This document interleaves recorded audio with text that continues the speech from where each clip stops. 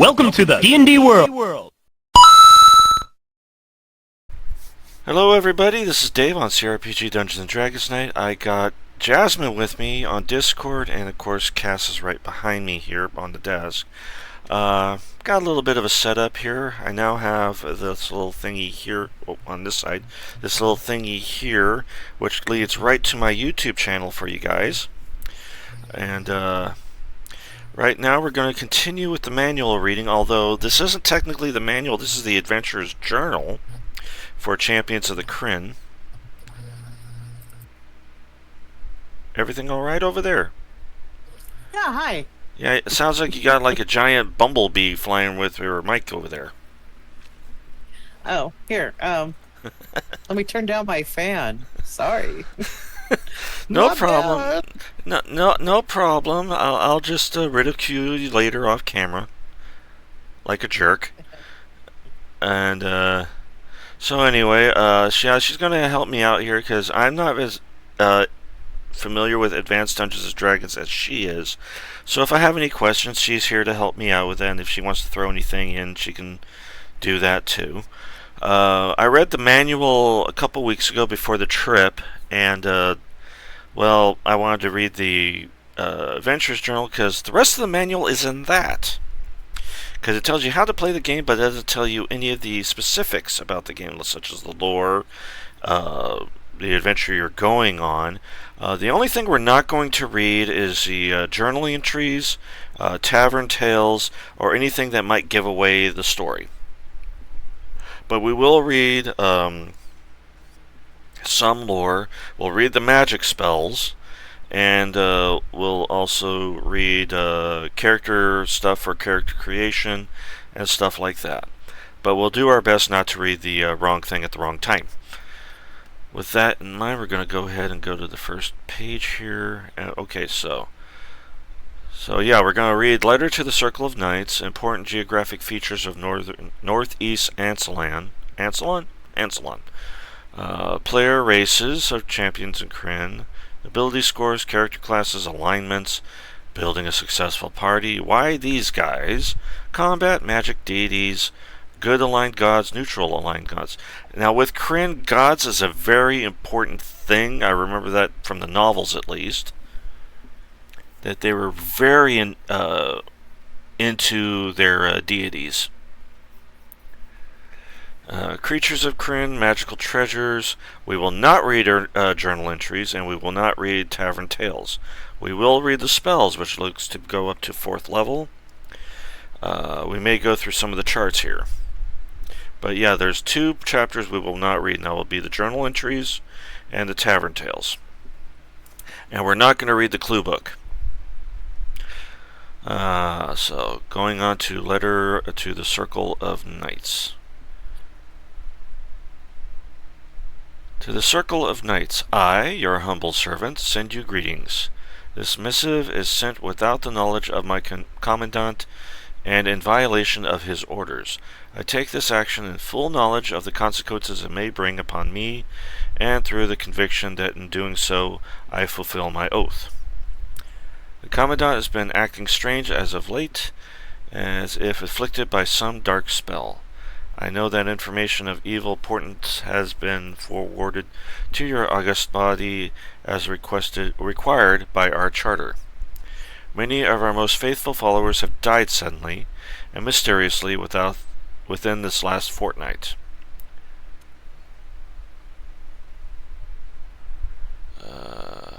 Commandant has been too ready with replacements for them, replacements which have an unclear feel. I ask that you send a knight of pure character and high stature to investigate my conduct and this report. As of further evidence, I provide in its entirety a letter found on the body of one Hal Horben, a ranger of the highest character. And I guess we go into the letter, which I don't know about you, but if I wrote a letter like this, my wrist would be killing me. Dear Istan, far from annoying me, I find the greatest pleasure in responding to your inquiry.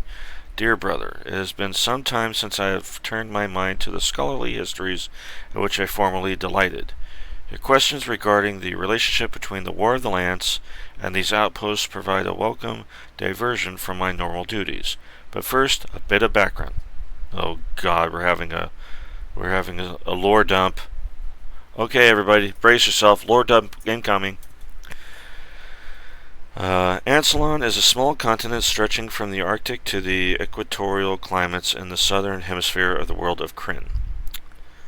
As if the guy he's writing to didn't know this.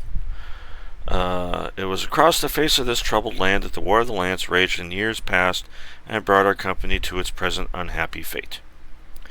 In the 348th year after the Cataclysm, the evil forces of Techesis, the Queen of Darkness, launched the treacherous war she had long prepared in secret. Striking first north, east, and then south, the armies of evil dragons, fell draconians, and all manner of other evil beings quickly overran the unprepared and the unsuspecting. The good dragons, historical enemies of the evil dragons, could not ally themselves with the forces of good. As part of the Dark Queen's plan, their eggs were taken as hostage while the great beasts slept. The good dragons, neutrality, was the price they paid to keep their eggs from harm. While the good forces' attempt to ally against the common threat were hampered by treachery and old feuds, the evil armies made good use of their time, quickly consolidating their holds on the newly conquered lands. They struck west and even further south in the winter of 351 AC. It was in this year that a group of companions met at the inn of the last home in Solace. The exploits of the companions are now well known. Just have to read the Chronicles trilogy of Dragonlance, and you'll know the story by heart. How they gained the disc of the Meshachal and returned them with the first true cleric to walk the lands since the Cataclysm. How their discovery that the Draconians were the result of the corruption of good dragon eggs freed the good dragons from their pledge and brought them into the war on the side of good. How they helped Barum to return to the temple outside of Naraka, and with his death closed the portal that gave Techesis an entry into Krynn. It was at this time that many counted the war over. With their queen locked out of this world, the dragon armies lost their sense of direction. Many urged the good armies to return home and disband. Some were foolish enough to do so. But evil retained a strong grip on much of the land. The corruption process was stopped, but the good eggs were not returned, and the exploits of the companions had given evil yet a new form. Raistlin Majeri, a companion with his brother Caramon, was caught up in the web of power that blazed through the land. While working against the Dark Queen's plans, his own grew over more ambitious. By the time she was driven out of the land, his own robes, once a neutral red, became as black as his heart. Through long and macabre studies, he became convinced that he himself could become a god. Not just a god, the most powerful of all gods. Through his plots and machinations, another foul time swept over Ansalon, this one threatening even more defilement than that caused by the dragon armies. So, apparently chronicles and legends are canon in the story here. It was only when Raistlin realized that if he persisted, he would be left to rule a dead world that he relented. Caught up in this power struggle, evil forces struck again. Kitiara, half-sister to Raistlin and the hero Caramon, organized an attack. Dragons, draconians, men, and other evil creatures bypassed the High Clerics Tower and fell on Palanthas. The city would have stood against even these forces had it not been for the aid given by Lord Soth and his Death Knights. None could stand before them as they swept through the city streets and the very tower where Raistlin did battle with the Dark Queen. Kitiara fell. It is said that the Lord Soth took her unwilling and undead body off to the fate far worse than a clean death. Whatever the reason, the Death Knights withdrew and good overthrew the invaders. With this clear lesson before them all, realized that evil threat could return at any time with new resolve, the Alliance stood arms again, led by the how do I pronounce that?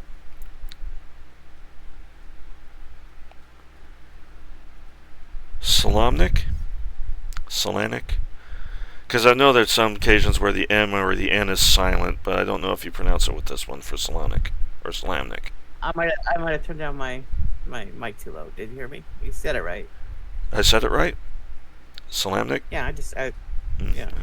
I turned my mic down too Yeah, low. Then long story short, I'm going to do a little bit of a rant here. Some time ago, I had, when I first heard of Dragonlance and Dungeons & Dragons and all that, and well, there was a group in my middle school, I asked to join a group, and they were alright with it until I mispronounced Solamnic, which is how I pronounced it. But they said it was pronounced something entirely different, which when they pronounced it, I had no idea what they even said. But because I mispronounced it, they decided to kick me out of the group before I even started. So, and I'm just sitting there going like, just because I mispronounced a word? At least I tried. Yeah. It's not like it's a word you hear out in the open or on a regular. Anyways. It happens every day in conversation. Do what? Like it happens every day in conversation. Mm-hmm. Yeah, yeah. That's one. Yeah, it's one of those things. So,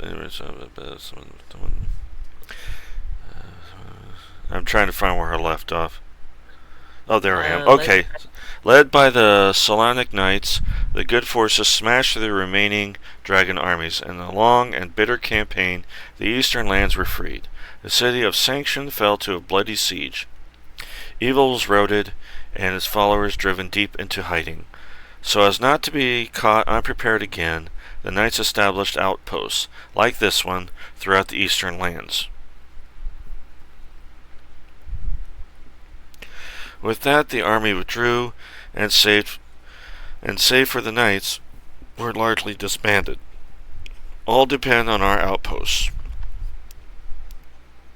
We are to be vigilant, to stamp out evil where we find it, and if dark plots threaten, to give advance warning to good folk everywhere.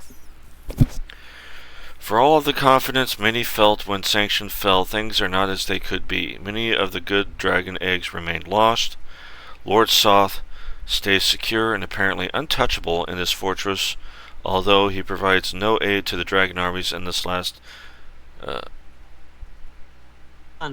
conflict. Yeah, it's kind of blurred out for some reason. I think that is conflict. The knights on whom so much depends are stretched too thin. Indeed, it is all the knights can do to provide the outpost with leadership. The work of patrolling and the like falls almost entirely on ordinary folk such as ourselves. And if the other outposts are like this one, things may be much worse than they appear. Strange events have occurred. We hear rumors of settler caravans killed or enslaved, of a strange force that opens, craves, and robs the dead, of evil dragons seen flying to the east, of entire cities captured and secretly enslaved. Our commandant sends out patrols, and they report nothing. At least those who return have nothing to report, but of late not all sent out have been coming back. I know the Commandant has been urged to report all this, but he has refused to do so. The fact is that our Commandant has not been himself lately. He looks the same and talks the same, but his actions, his feel, are quite different. I fear some dreadful fate awaits us all, a fate we should be able to see, but which a dark veil is hiding. Ah, I babble. We are in the westernmost outpost below a deserted city of Throttle. Of all the outposts, we have the least to fear. My regards to our mother. Tell her I am safe and like her to remain that way. Your brother, Hall. Respectively submitted for your consideration, Malthus Strongsword, Knight of Tears.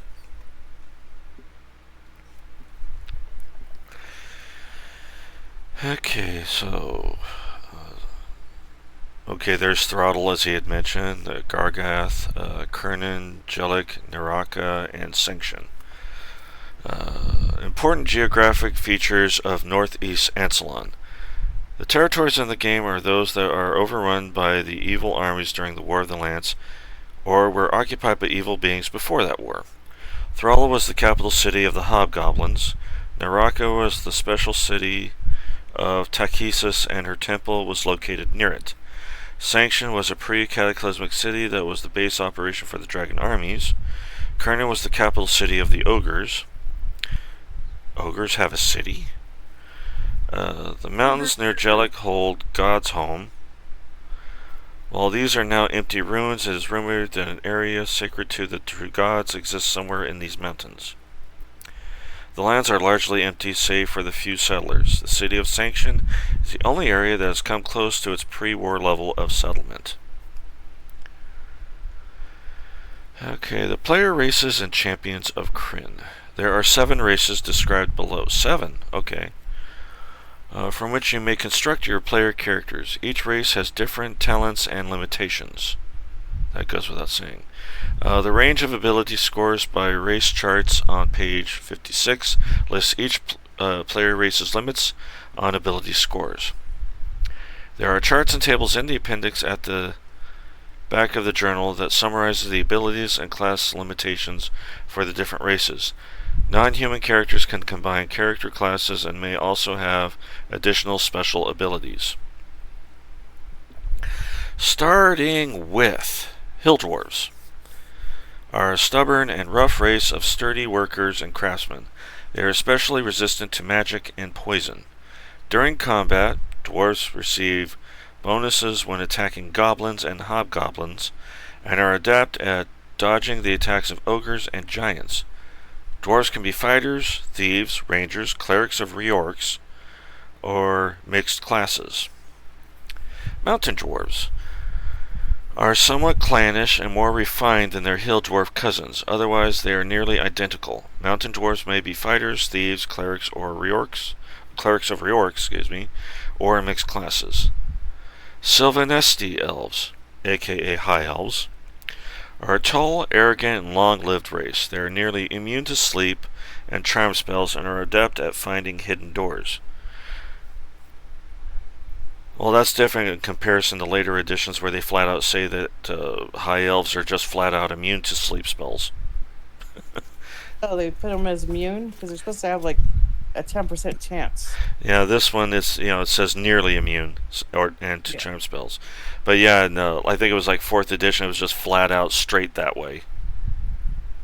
Which was very frustrating considering half the classes being used by most of the parties I had in my games were elves. Hardly anybody ever just did a human. I think there was only like one human and a half elf in a group at one point, but... Oh, they did that, then all of a sudden you got the spell improve sleep, but now they have to make a saving throw. Yeah. Okay. During combat, elves receive bonuses when attacking with a long or short sword and bows. They cannot be raised from the dead. Oh, so when they're dead, they're dead. Sylvanesti elves can be fighters, mages, clerics, rangers, thieves, and mixed classes. Again, that's something they removed in later editions. The whole dead is dead. Well, no, they got worried about becoming undead. And they even have, that's where the Undead Slayer came from originally, are the elves. Uh-huh. They did not want to become an unnatural thing. Uh-huh. So being resurrected was kind of a thing, yeah. Okay. Yeah. Quillanesti elves are slightly smaller and friendlier than their Sylvanesti brethren. They are identical abilities and bonuses. Quillanesti elves can be fighters, rangers, mages, thieves, clerics, and mixed classes. And a partridge in a pear tree. Half-elves are hybrids with many of the virtues of both human and elves. Before anybody gets into me, this is the earlier editions. I know 5 point something or other has did away with half anything, which I still think is a bunch of crap, but what do I know? So anyway, hybrids with both virtues of both human and elves. They are resistant to sleep and charm spells and are adept at finding hidden doors. Half-elves can be fighters, mages, clerics, thieves, rangers, knights, and mixed classes. Okay. The wording right there, they should have worded it like the other one, nearly, resistant. Or nearly immune, because resistant, for some reason, a lot of my players would think that resistant means, oh, that just doesn't work on them at all. No, that means you get either a bonus to your save or Yeah, you have a percentile chance. Which back then I believe it was all percentile chance. Like elves was 90%, yeah, half elves were like 30%. yeah. Well, like I was saying, I knew it was like this, but everybody kept insisting, no, they're immune altogether. It's just flat out immune. I'm like, oh, well, fine. I didn't want to argue it anymore. Okay, in place of halflings, or hobbits, we have kinder. Are a small people characterized by an absolute lack of fear and insatiable curiosity. They are especially resistant to magic and poison, and have the special ability to taunt intelligent opponents. When kinder successfully taunt, an opponent will attack in a mindless rage, suffering a loss of combat effectiveness. The preferred weapon of the kinder is the hoopak. Part staff sling, part metal shod staff, which only they can use. When armed with a hoopak, the kinder will receive bonuses to hit and is deadly accurate with shot. Kinder can be thieves, fighters, rangers, clerics, or mixed classes. And finally, humans. Humans are the most common player race in the world of Krynn. They can be fighters, mages, clerics, thieves, rangers, and knights, but not mixed classes. Okay, something I'm going to point out here, looking at the picture of the elves, that has got to be the most sour-faced elf I've ever seen in my life.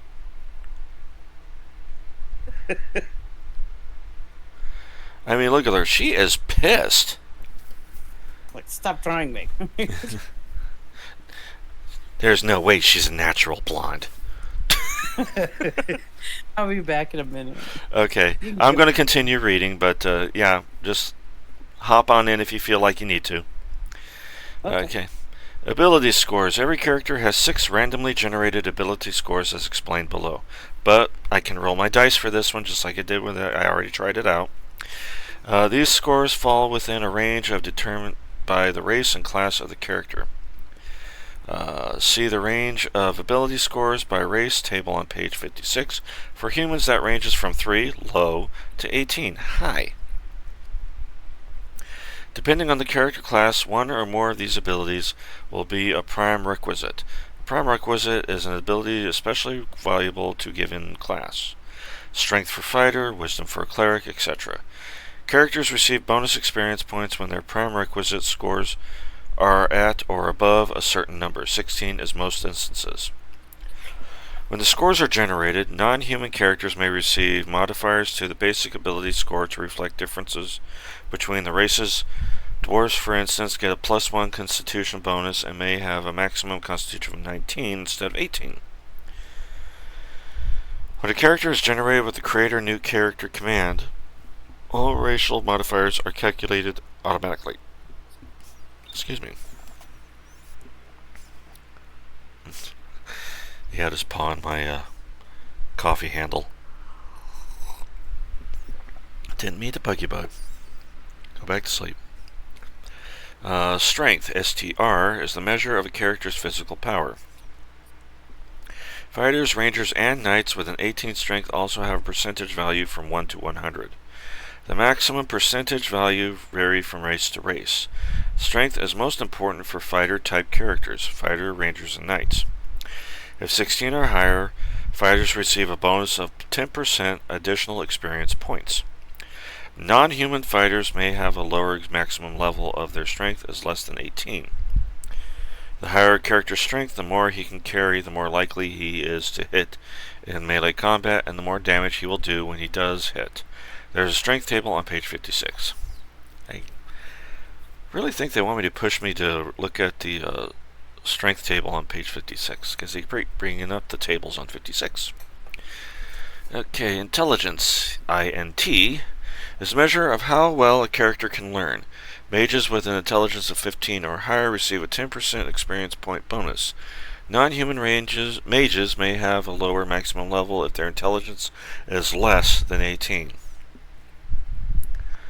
Rangers must have both intelligence and wisdom of 16 or higher to receive a 10% experience points bonus. Wisdom, W-I-S, is the measure of a character's ability to understand the ways of the world and to interact with the world. Clerics get the 10% experience bonus if their wisdom is 16 or higher. Clerics with a wisdom of 14 or higher receive additional low-level spells. Rangers must have both intelligence and wisdom of 16 or higher to receive a 10% experience point bonus. There is a wisdom bonus table for clerics on page 55. Okay, so now there's one on 55. Dexterity, DEX, or Dex, is the measure of the manual dexterity and agility of the character. Thieves especially benefit from high dexterity. Thieves receive a 10% experience benefit if their dexterity is 16 or higher. For every dexterity point from 15 to 18, a character receives a correspondence 1 point improvement in his armor class. For every dexterity point from 16 to 18, a character receives a 1 point improvement on his ability to hit with missile weapons. It is highly recommended that all characters have a high dexterity. This is considered essential for mages and thieves. There is dexterity effects table on page 55. Okay, Constitution, C-O-N, or Con, is the measure of the overall health of a character. Fighters receive 1 extra hit point per hit die for each point of Constitution above 14. Non-fighters receive similar benefits except they receive a maximum of 2 extra hit points per level. No HP benefits for Constitutions above 16. A character's Constitution also determines the maximum amounts of time the character can be raised from the dead and the % chance of a resurrection attempt being successful. Every time a character is successfully resurrected, he loses 1 point of Constitution. There is a Constitution effects table on page 55. Charisma, C-H-A, or Cha, is the measure of how others react to the character. Charisma is sometimes a factor when the character has an encounter with NPCs. The higher an NPC's charisma, the more the character can persuade others to do what he wants. The characters with the highest charisma should be the active character when parlaying. Each character also has 2 other important values that change as the game goes on: hit points and experience points. Hit points, HP, represents the amount of damage a character can take before he goes unconscious. To calculate a character's maximum HP, the computer rolls the character's hit dice and adds an adjustment for level or constitution. Character gains HP bonus to each hit die if his constitution is over 14. When character takes enough damage that his HP reaches 0, he is unconscious. If the character's HP is dropped anything from -1 to -9, he will lose 1 HP per turn from bleeding until he is bandaged or dies. A character is dead if he has -10 HP or less. When you review a character, his HP on the screen will never be displayed as less than 0. Experience points, XP, are a measure of what the character has learned on his adventures. Characters receive XP for actions such as fighting monsters, finding treasures, and successfully completing quests. The computer keeps track of XP, and most new characters will begin with enough XP to be 2nd level. Also, we're starting off as 2nd level characters here, okay? Who begin at 1st level? Oh, with the exceptions of clerics and knights who begin at 1st level. See advancement table for each class XP requirement. When characters have enough XP, they can go to a hall and receive the training required to increase in level. Characters may only advance 1 level at a time. If a character has gained enough XP to go up 2 or more levels since the last time he has trained, he will go up 1 level and lose all XP in excess of 1 below the next level.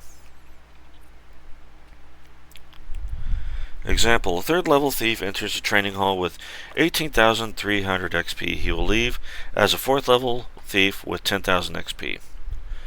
Once characters have reached their maximum levels for this game, they should not train. Character classes. A character must belong to at least 1 character class. Non-human characters have more than 1 class at the same time. A non-human character with multiple classes has more playing options, but he increases level more slowly because his XP is divided evenly among all his classes. Characters receive HP, spells, and abilities based on their class, level, and sometimes ability scores. Okay, I just got tongue-tied there for a second. Refer to the table at the back of the journal to find the number and size of hit dice the character receives and the number of spells the character can memorize. Note: dice is the term used to describe the range for a randomly generated number. A D6 die has a range from 1 to 6. A D10 has a range from 1 to through 10. Clerics have spells bestowed on them by their deity, and can fight wearing armor and using crushing, no-edged, or pointed weapons. After selecting a deity, clerics may only choose alignments appropriate to their god. Each of the gods will extend special abilities to their followers. For more information, see the deities section. The prime requisite for clerics is wisdom. Clerics start the game at first level. Okay, fighters can fight with any armor or weapons, but they cannot cast magic spells. Fighters can have exceptional strength and gain additional HP bonuses. If they have a constitution of 17 plus, the prime requisite for a fighter is strength. Okay, I'm going to read that again because I think I completely screwed that one up. Fighters can have exceptional strength and gain additional HP bonuses if they have a constitution of 17 plus. Okay, there. The prime requisite for fighters is strength. Okay. And then we have a picture of a Solomonic Knight here. Rangers can fight with any armor or weapons. Rangers can have exceptional strength and gain additional HP bonuses if they have a constitution of 17 plus. They do additional damage to combat when fighting giant class creatures. Rangers must be of good alignment and have ability scores of at least 13 in strength and intelligence, and at least 14 in wisdom and constitution. The prime requisites for rangers are strength, intelligence, and wisdom.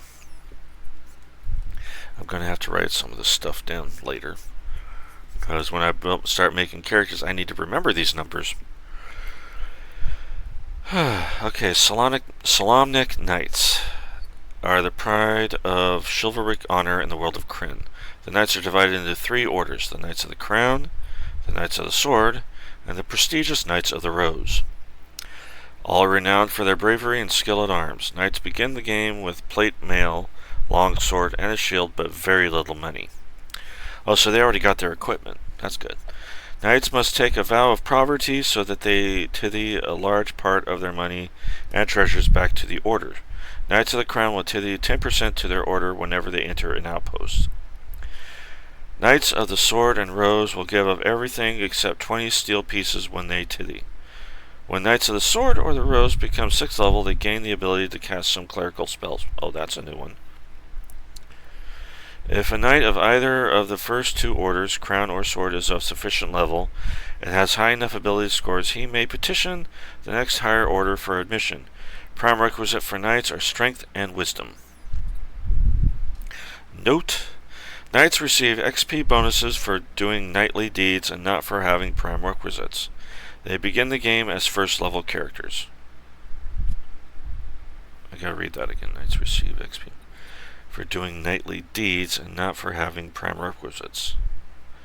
So even though they require prime requisite just to be a knight, they're not basing any of their leveling up on the prerequisites. Okay.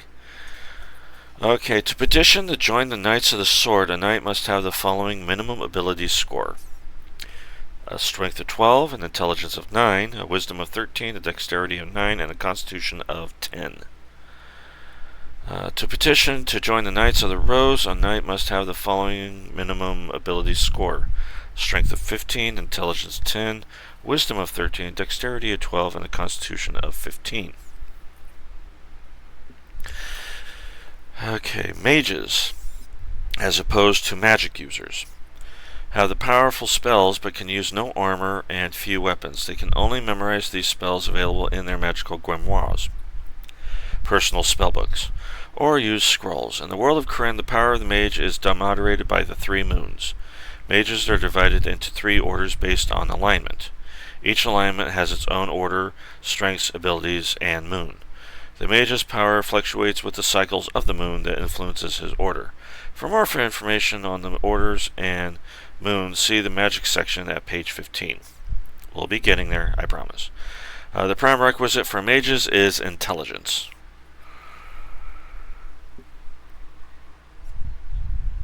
Okay, thieves can fight with swords and slings and wear leather armor. In combat, they do additional damage, backstabbing. Backstabbing is described in the combat section. Thieves also have special skills for picking pockets, opening locks, removing traps, moving silently, hiding in shadows, and climbing walls. The prime requisite for thieves is dexterity. Okay, and multiclass are non-human characters who belong to 2 or more classes at the same time. The character's experience points are divided among each of the classes even after the character can no longer advance at 1 or more of these classes. The character's HP per level are average among the classes. The multi-class character gains all the benefits of all classes with regards to weapons and equipment. Okay, now on to alignment. Alignment is the philosophy of a character's lives by. A character's alignment can affect how NPCs and some magic items in the game react to the character. The following alignments are available to player characters. Lawful good. Characters believe in the rule of law for the good of all. Lawful neutral. Characters believe the rule of law is more important than the objective good or evil outcome. Neutral good. Characters believe that the triumph of good is more important than the rule of either law or chaos. True neutral. Characters believe that there must be a balance between good and evil and law and chaos. Chaotic good. Characters believe in creating good outcomes unfettered by the rule of law. Chaotic neutral. Characters believe that the freedom to act is more important than any objective good or evil outcome. Due to the nature of this adventure, no evil player characters are permitted. Aww. Well, not that I ever picked them anyway, but you know. Building a successful party. Forming a strong and adaptable party is key to success. Oh, but welcome back, by the way. Yeah. Forming a strong and adaptable party is key to success in Champions of Krynn. You may place up to 6 player characters in your party. Only 6? But in the books they had up to 8. And even higher in some places. But anyway, I digress. A smaller party is less powerful and more likely to be eliminated by your enemies. And choosing which characters to include in the party, it is wise to include a variety of classes. Clerics, mages, thieves, and fighters. At least one party member should be a kender, so you may taunt, yell in combat, and some adventures may only be completed if the party includes a knight. And then it shows some sample parties here. We got one human knight. Excuse me, got the hiccups again. One human knight, one human white mage, one dwarf ranger, one kender cleric of Meshakal, thief, one Quillanesti elf cleric of Shannari, fighter mage fighter and red mage, one human cleric of Majeri. Another suggested sample party includes one human knight, one Sylvanesti elf cleric of Meshakal, fighter/white mage, one half elf ranger, cleric of Majeri, one Quillanesti elf cleric of Shannari, fighter, red mage, one kinder cleric of Kiri Jolith, that's a name I've never heard before, thief, one Quillanesti elf fighter, red mage. Why these guys?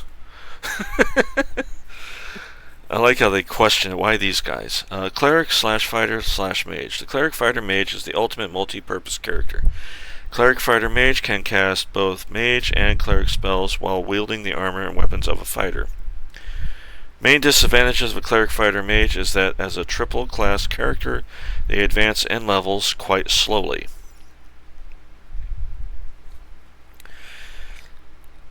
Fighter Mage. The Fighter Mage may cast spells while wearing armor. This split class can fight as well as a fighter and receive more HP than a pure mage.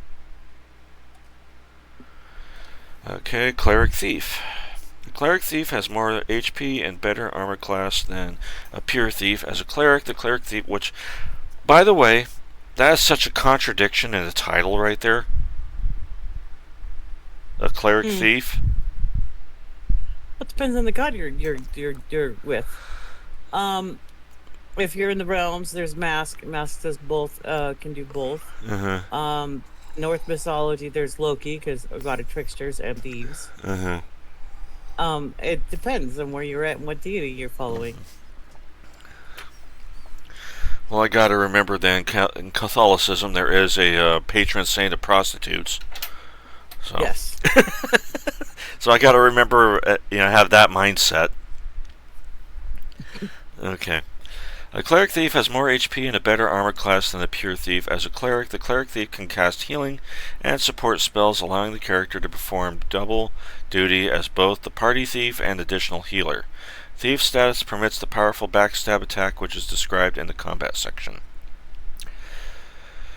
A cleric is essential for healing the party after an engagement. The most efficient way to heal is to encamp and select Fix. You can issue this command several times while encamping. Fix works as follows. If a cleric is in the party, all available cure spells are cast until the characters are healed. If the party has taken more damage than the clerics have cure spells, Fix option may be used again. When Fix is used, characters at the top of the list will be healed before the characters below them. If a cleric is not in the party, HP may be covered through rest, 1 HP per 24 hours, potions, or temple services. Oh, that sounds exhausting. And I thought Pool of Radiance was kind of exhausting when it came to healing characters. That last paragraph there, without a cleric, I'm just sitting there going like, why would you even have a party without a cleric? What's wrong with you? Want to do it? Do you really hate yourself that much? The hard mode.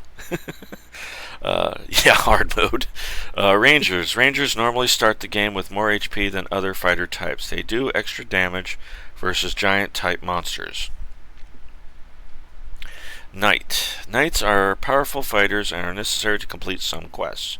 There are some magic items that may only be used by knight characters. Mixed classes. Mixed class characters in general are very vulnerable to their mini skill. I am reading that horribly. Let me try that again. Mixed class characters in general are very valuable for their mini skills and are worth the slower rate at which they will advance in levels. Preparation tips. The makeup of your party affects your combat strategy through the game. Loading your party with clerics and mages increases the importance of spell casting both before and during battle. An emphasis on knights and rangers makes your hand-to-hand combat skills that much more important. At the beginning of the game, go to the armory, pool your money, and purchase the following equipment. For fighters, rangers, and split class fighters, ring mail, a shield, 2 long swords, a short bow, 80 arrows, and a sling. Why two long swords? Well, if you have like a thief can no, they said short swords in this one. But if you have a ranger, they can use long sword, and a fighter can use long sword. And I don't know about this game particularly, but rangers are known for like dual weapons. They get bonuses for it. Okay. For thieves, leather armor, 80 arrows, 2 long swords, a sling, and short bow. Well, okay, for clerics, it's 1 ring mail, 2 maces, a shield, and staff sling. I guess this.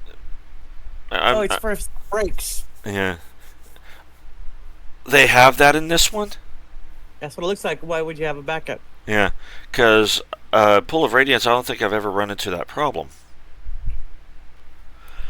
Unless there's a particular creature I might run into that could melt my weapon, like say a what was it, the rust monster? Yep. So I would imagine that would be why the backup is there, in case you. And of course, thieves might actually steal your stuff. I know there was a game that did that. I don't know if Pool of Radiance has that problem, though. Okay, for mages, they want 2 quarterstaffs and 100 darts. For any Kinder character, 2 hoopoks. Or is that pronounced hoopak? I'm pronouncing it hoopoks. Anyway. The reason for purchasing 2 of each of the... Oh, here we go. They're going to answer the question for me. The reason for purchasing 2 of each of the melee weapons is to combat boss draconians. When a boss dies, it will sometimes pull a weapon from the character's hand. The weapon is not retrieved until after combat. Oh, okay. I forgot draconians did that. And they would turn to stone and hold their weapon inside them until they crumbled. And that usually didn't happen until after combat. I gotta remember the books, because I read the trilogy and I know that happened. I don't know why it didn't click. Okay. After purchasing the equipment, share the money from the pool and ready the new equipment. To start, ready the melee weapons, sword, maces, quarterstaffs, instead of the missile weapons, bows, slings, and darts. Be sure to ready the arrows too. Combat. Combat occurs often. Combat takes place on a tactical map. This map is a more detailed view of the map terrain, 3D or wilderness, that the party has on the combat was triggered. Okay, let me try that sentence again. This map is a more detailed view of the map terrain, 3D or wilderness, that the party was on when the combat was triggered. This map is overlaid with a square grid that is not visible on your screen. As you move, characters will notice that everything moves on the grid from square to square. Moving diagonally often costs more movement points than moving horizontally or vertically. I did notice that. Initiative. Each round of combat is divided into 10 segments, which segment a character or monster acts and depends on his initial initiative number. This is randomly generated number for each character and monsters. This random number is generated at the beginning of each combat round and is modified by dexterity bonuses or penalties, and random factors such as surprise to arrive at the initiative number. Did you get all that? Yeah, I have a question. You played 4th edition and 5th edition. I haven't. See, in 2nd edition and 1st edition, they'd have you roll the 10, and then your dex with your dex modifier. How do they do initiative in 4th and 5th? Is it just that's your number? There's no rolling. How do they do that? You roll a 20-sided die with your. I believe it's with the Constitution. Constitution? Or no, excuse me. It's I think it with not Constitution. I think it's with your initiative. You roll your 20 with the initiative. Okay. And you go from there. I know it says here that what was it? So there's a. I'm under the impression it's a different die on this one. Like a D10 maybe. Yeah, they had a D10 up to I think 3rd edition. When they started doing the D20, yeah. Yeah. And your movement was based on your size, how many spaces you could take up, to move around on the map. So that really hasn't changed all that much. And yeah, weight did factor in, but most people on tabletop pretty much ignored the weight thing.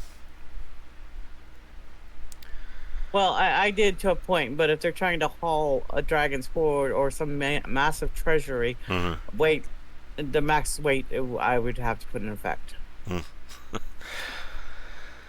Okay, let's see here.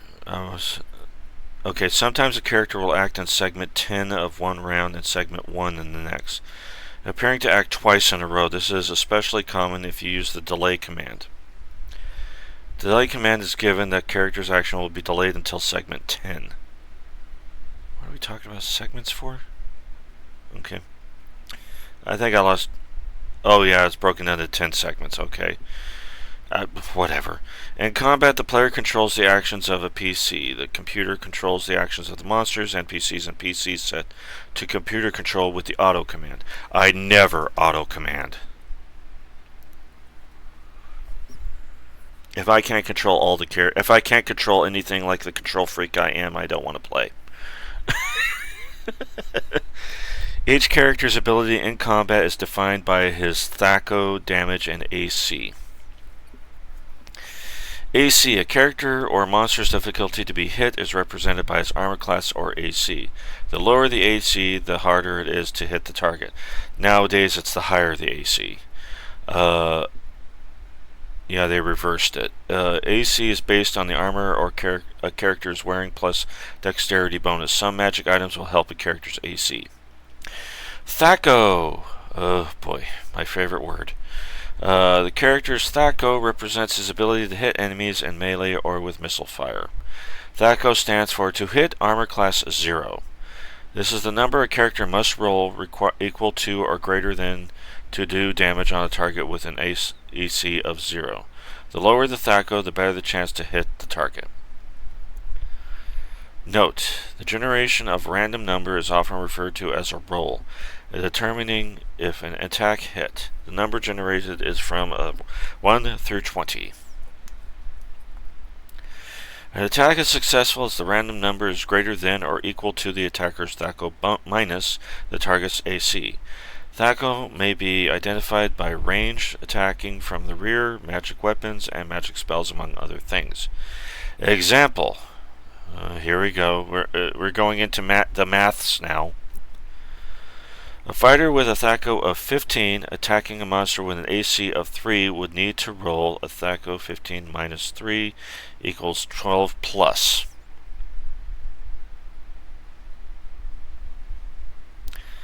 So I literally need to roll anything higher than a 12. Is that what that's saying?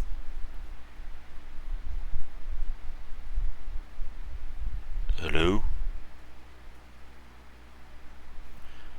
Jasmine? Yes, that's what it's saying. I'm sorry, I was quiet too long. It muted me again. Okay. So yeah, so I have to roll anything 12 or higher to make a hit. Okay. Yes. But to hit a monster with an AC of a -2, he would need to roll THAC0 15. So basically, yeah, he would have to roll a higher number. Okay. Yeah. I comprende. I habla.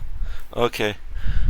Damage. When a hit is scored, the attacker does damage. Damage is the range of HP loss the attacker inflicts when he hits an opponent in combat. Damage depends on the attacker's strength and weapon type. The damage each weapon can do is summarized in the weapons list on page 58. Some monsters take only partial or no damage from certain weapon types. Skeletons, for example, take only half damage from a sharp or edged weapon, while some other monsters only take damage from magical weapons. Backstabbing. Oh, like ex-girlfriends or former best friends. And I'm being a little too specific, aren't I? Yes. Backstabbing. A thief will backstab if he attacks a target from exactly opposite the first character to attack the target. They phrased that really weird to me. The thief may not backstab if he has readied armor heavier than leather. Exception, elven chainmail. A backstab has better chance of hitting the defender and does additional damage. Missile attacks. Are we talking Nike? No, we're talking arrows, slings, and yeah. Character may not attack an adjacent target with a missile weapon.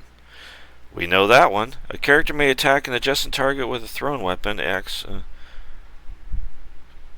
character may attack an adjacent target with a thrown weapon. Axe, club, etc.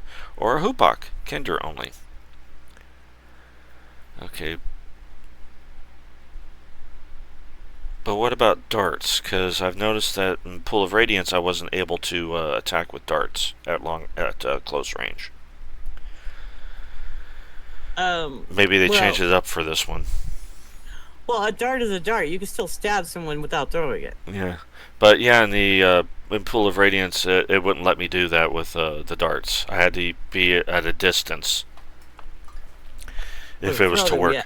So I guess it was probably a faux pas on Pool of Radiance, the designers for Pool of Radiance.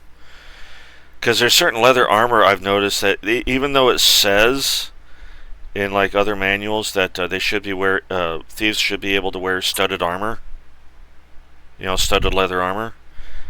I can't in Pool of Radiance. They're not allowed to wear them. I guess it was like a oopsie on their part. I guess. Multiple attacks. Fighters and knights of 7th level or greater can attack twice every other turn. Rangers of 8th level or greater can attack twice every other turn. Every other turn, okay. All of a character's attacks are taken against his first target. The first target goes down with the first attack. Aim the remaining attack at another target. Fighters, knights, and rangers may sweep through several weak opponents in one combat round. When a character sweeps, he will automatically attack multiple opponents. I love that part of the game. I bet you can't guess why. Because you can kill multiple things at once. Yeah, exactly. Okay, movement. The number of squares a character can move is affected by the weight he's carrying. I'm probably going to take, right after I get done with this particular paragraph, I'm probably going to call it a day. The number of squares a character can move is affected by the weight he's carrying, his strength, and the kind of armor he has readied. The character's movement range is displayed on the view screen and when moving during combat. Okay, I'm going to stop there for right now. We'll continue this next week. We're going to start with running away. Thank you everybody for watching. Thank you for joining me, Jasmine. I hope you'll join me next time. Yeah. And we'll see you guys in the next video or stream, whichever comes first. Bye-bye. Bye.